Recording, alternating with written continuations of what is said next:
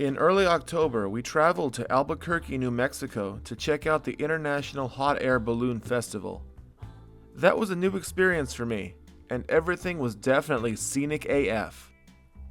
On our way home, we crossed off a lifetime bucket list item for me when we went to eat at Grandma's K&I Diner in Albuquerque. The challenge here is to eat a giant burrito buried under a mountain of French fries. It comes served to you on a silver platter. Its name is rather appropriate. It's the Travis on a silver platter. Alright, no fanfare, no BS, no Stalin. Let's do it. I have no idea who Travis is, but he must have been one hungry dude. The pile of fries is so dense you can barely see the burrito, but trust me, it's there somewhere. The big burrito comes stuffed with beef, beans, green and red chili, lettuce, cheese, and tomatoes. With no fanfare, no BS, and no Stalin, it's time to eat. You get 1 hour to tackle this massive food challenge, and if you can clear the whole platter, you score a free meal. Otherwise, you'll be shelling out about $30. When Man vs. Food did a special about this restaurant, they had 3 guys, all named Travis, all trying the challenge, and they all failed. I needed to prove to myself that this challenge wasn't impossible. I've read about it for years. Honestly, I've heard of it ever since I started doing food challenges back in 2008. But I was never able to stop by and make it happen. Part of why it never happened was I live in California, but also I had a hard time being in Albuquerque during the restaurant's normal business hours. The last 3 or 4 times I passed through the city, it was already after 3 p.m. and the place was closed. It's a solid reminder about the need to do research and the importance of planning ahead. In 2018 though, everything lined up for me perfectly. I was mildly nervous heading into the challenge because I'd heard stories about how huge and epic this challenge was. In my imagination, it's sitting up there with the Big Texan, the 72-ounce steak challenge, in terms of difficulty. So I wanted to make absolutely sure that I put in a good effort and got the victory. When they bring it out to you on the silver platter, and there's so many fries that you can barely see the burrito, you know you're in for a ridiculous food fight. This was my second ever food challenge in New Mexico, but my very first in Albuquerque. I wanted to make it count. I also wanted to be neat and use my utensils, but when it came to the French fries, it felt like using my hands was the better way to go. There were at least 2.5 pounds of fries on that platter, but they came out very warm, cooked to a soft consistency that was very easy to eat. They also held in a mildly spicy flavor that was very attractive to my mouth. I wanted more and more. In all of the food challenges I've ever done, these were some of the least difficult fries to actually get through. They melted in my mouth, making them less of a test on my jaw and throat, and more of a test for my stomach capacity. If there were 3 times as many fries, I don't know how well I would have done with this challenge. To some extent, the amount of fries here seems to be slightly random, and that can definitely make or break a challenger's odds of success. If you watch other food challenges, you'll know that some people love fries and some people hate fries. If you hate fries, this is going to be a very hard challenge. The burrito that was under the fries was nothing short of delicious. I'd estimate it was around 5 pounds. There was no wait listing for the challenge on the menu or anywhere in the restaurant, so I needed to gauge it against other big burrito challenges I've done in the past. The beef and beans in the burrito were very tender, and overall very satisfying to eat. There's a red chili sauce inside the burrito that was unlike any sauce I'd ever encountered in California, Arizona, or Nevada.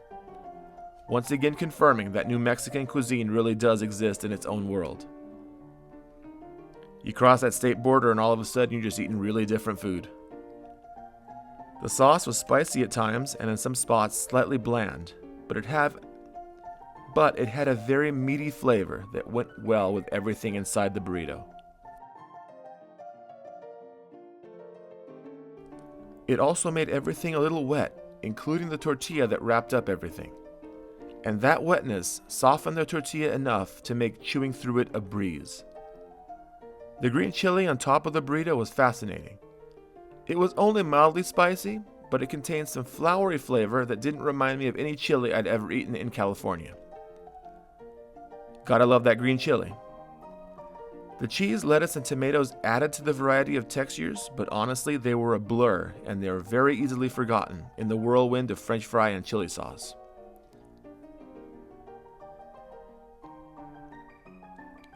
There's not much more to say at the moment. The inside of the diner was a little cramped, but no doubt it's a very cozy experience and a community treasure judging from how long this place has been in business. And it was kind of packed. The staff were all really awesome to us, especially the manager who ensured that I had enough space to set up my video camera and who gave me plenty of time to take photos before starting up the official challenge.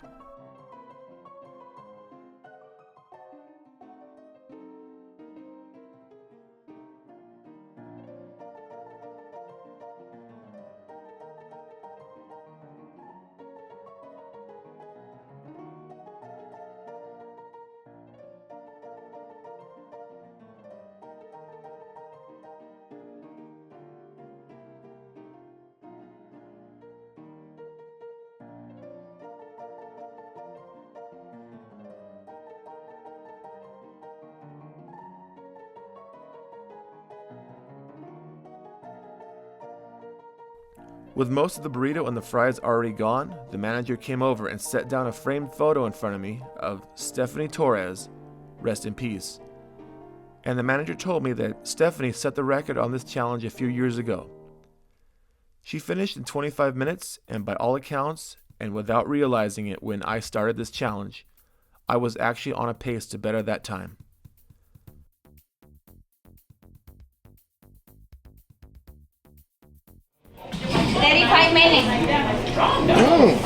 Okay. I know her. 35 minutes.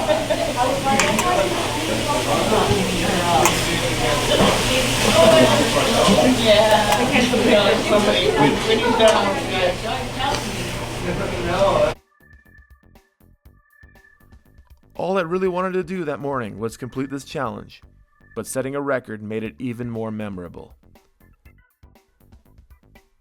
I tip my hat to Stephanie, a great competitor who died far too young. Moments like these remind me that life is unfortunately a very serious place sometimes.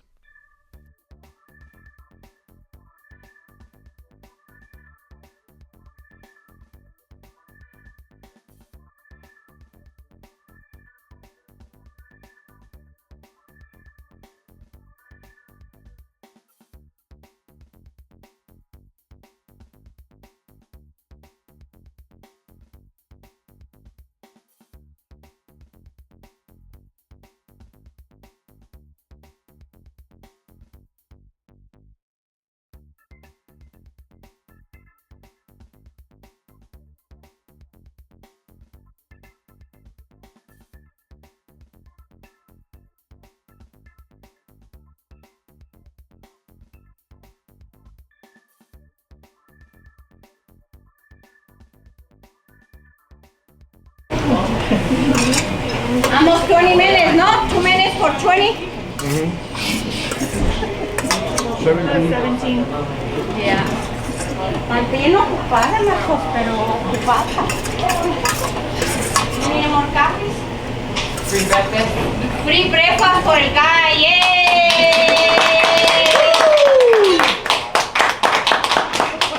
20 minutes. Yeah. Wow. 20 minutes. And boom goes the dynamite. The Travis on the Silver Platter Challenge was vanquished in a record 18 minutes, and it now rests in the pages of the FreakEating history books. There is still one more food challenge from New Mexico coming to the channel, so subscribe today and don't miss it. Hit that like button before you go, and I'll see you all in the next video. Until we do it again, stay in school, don't do drugs, and eat like a freak.